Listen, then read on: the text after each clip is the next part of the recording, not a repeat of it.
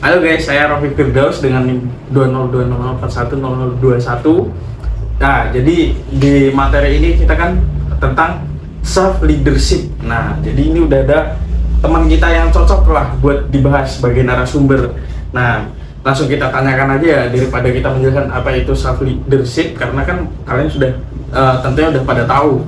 Nah, jadi pertanyaan yang pertama, apa strategi utama yang Mas Iput terapkan untuk memotivasi dan membimbing tim Anda menuju mencapai tujuan bersama?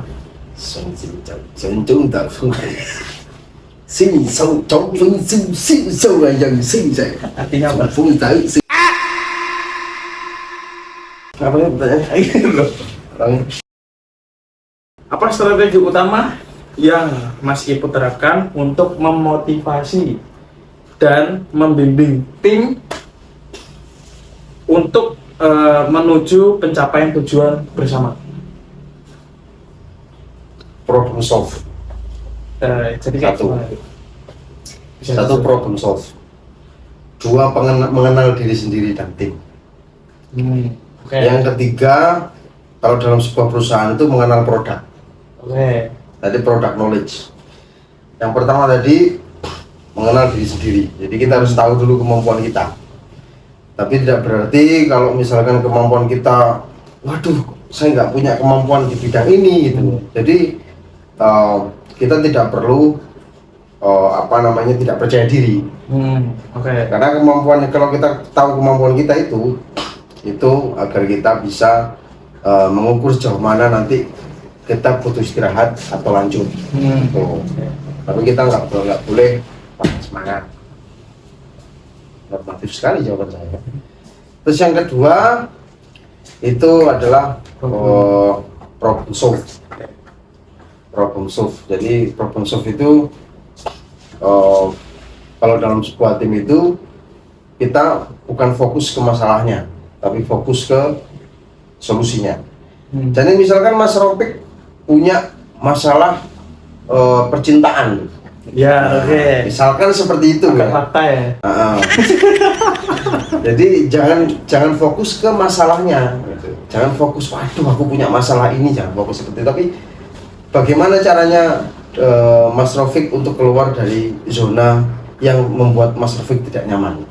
Apakah nggak peduli dengan itu, terus lanjut kehidupan yang baru lagi, atau tetap memikirkan caranya tapi belum juga melakukan caranya?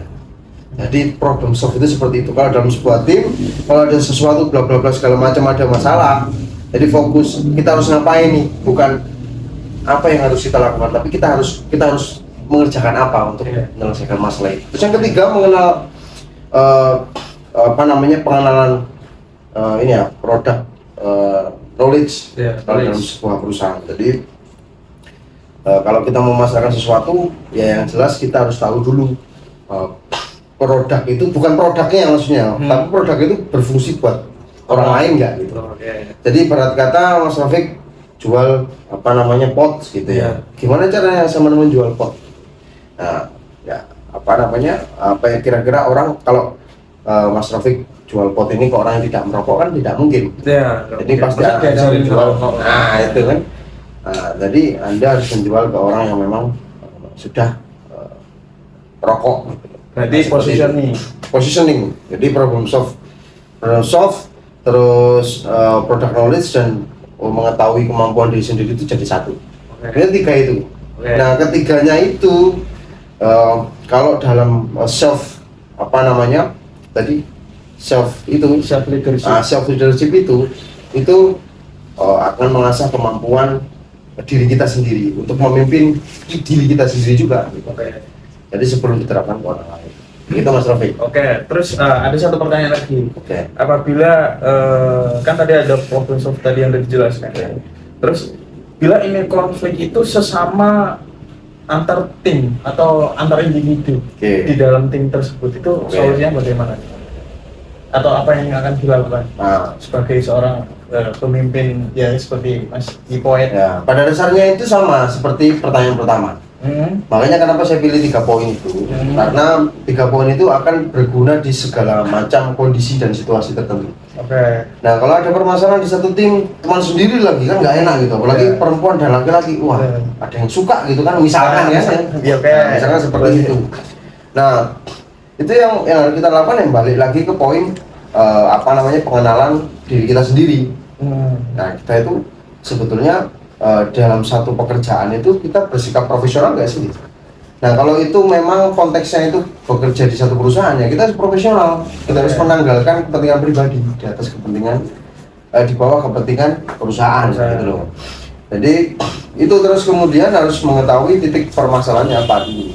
Jadi kalau misalkan Mas Rafiq sebagai leader terus kemudian menemui hal semacam itu, nah itu Anda harus memanggil satu atau dua orang yang berseteru itu, misalkan dalam satu narasi mereka berseteru gitu ya. Bukan psikolog ya? Ya, yang berseteru gitu, berseteru. Jadi orang punya masalah lah satu sama lain gitu.